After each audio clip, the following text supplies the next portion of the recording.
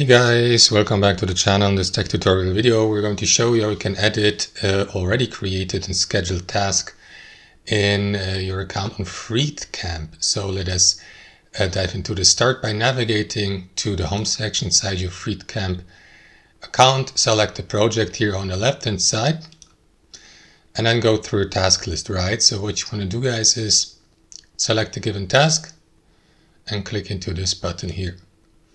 And then go through the editing menu. So change anything you need here, like the title. You may reassign it, change the start dates, for example, to let me go with postpone it to August 9th and set the due date to August 9th as well. You can set up your priority, and to save your changes, click into this button here.